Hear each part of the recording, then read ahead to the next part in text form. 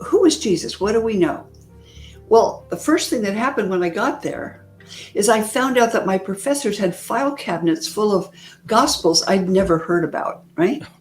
The Gospel of Thomas, the Gospel of Judas, the Gospel of Mary Magdalene, the Gospel of Philip, the Gospel of Judas. Are you serious? And this stuff was about 2,000 years old, genuine early sources, written about the time the other Gospels were written.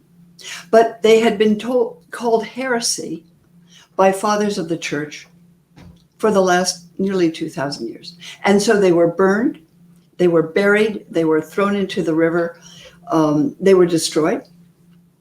And the only copy that was found hidden in a cave in Upper Egypt, where it had been for nearly 2,000 years. There were actually 51 ancient, mostly Christian sources along with it. Wow. So we're saying, what is this stuff, So I started to read the Gospel of Thomas, which is just a 14-page list of sayings, which it says, these are the secret sayings which the living Jesus spoke and which Judas Thomas wrote down. What? So the church later said, well, there was no secret teaching of Jesus, but there was. If you read the Gospel of Mark, chapter 4, it says that Jesus taught his disciples secretly about the secret of the kingdom of God. And he told them things he didn't tell outsiders. So what I learned, Derek, is that the Gospels of the New Testament are telling us what they say Jesus taught in public. But these secret Gospels claim to tell you what he said in private to certain disciples. If I may, I must ask, because I asked this of Dr. Ehrman, and this was wonderful question, especially in your vein of expertise. Do you think Morton Smith forged the secret Gospel of Mark, or do you think that's authentic? I don't know. I think it probably is authentic. I knew Morton a little bit. I was a graduate student when he was a professor at Columbia. But he wasn't a fake.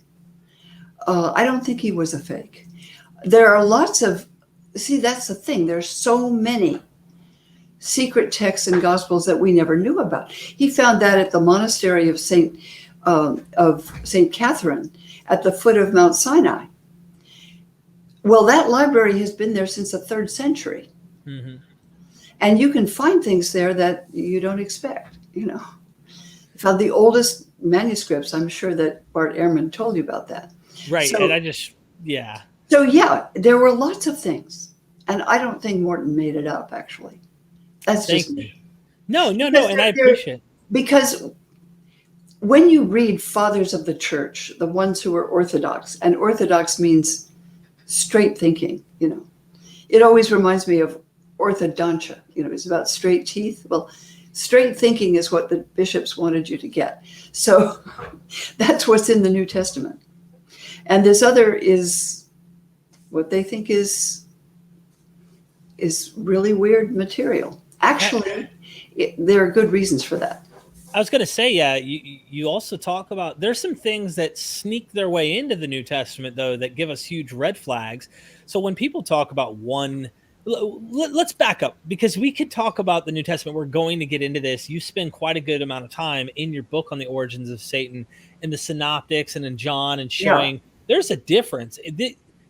There's obviously an evolutionary development taking place on the idea of Satan and vilifying the Jews, but we're going to get there. I figure it'd be good to start with, when someone reads the title of your book, they're either thinking, all right, this was a righteous, angelic winged figure, like a seraphim that was in heaven, close to God, like the closest to God's creation, the way the story's told. Michael, the archangel, comes up, kicks butt with the other good guys, and knocks him out of heaven. There's this battle. But then there's also the Jewish idea, and they kind of have Satan as God's pit bull. He obeys and does everything that God, tells him to do or permits him to do, in all in accordance with God. He's not an in enemy. the book of Job is what you're talking about. Yeah. Right. Yes, ma'am. And Satan takes on different facets, if you will. He's not the same in every place. And maybe you can elaborate on the history building up to what we find in the New Testament, and then we'll get into more after that. Yeah, I never expected to write a book about Satan, because I thought he was kind of a cartoon figure, frankly. Horns and a tail, you know, that kind of thing. But I had some really challenging times before I wrote that. And somebody said, "Are you angry at God?" Actually, our 6-year-old son had died of a very rare disease. I'm sorry to hear that. And yeah, it was awful. And somebody said, "Are you angry at God?" And I said, "I don't know what you're talking about." That's where a question that my friend Bart Ehrman would have asked.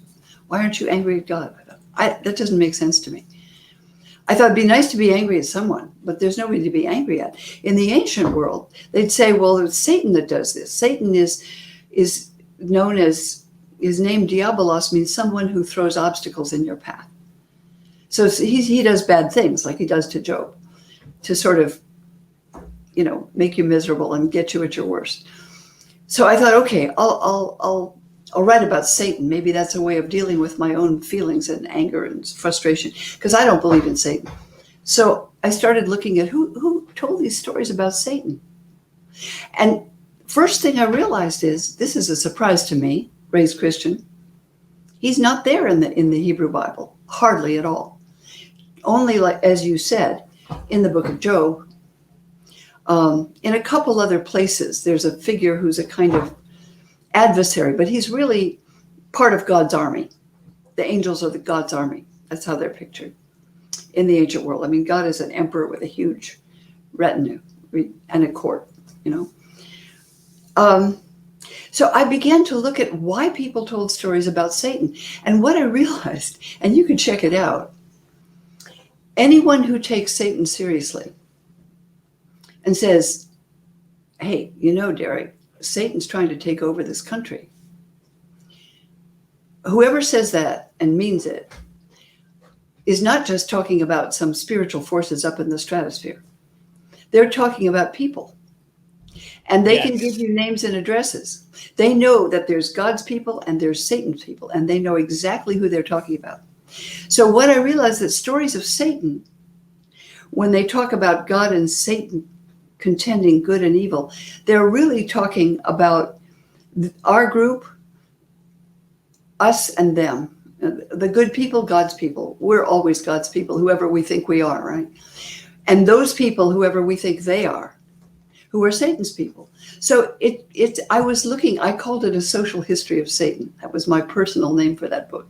Wow. Because how can an invisible person or imaginative person have a social history?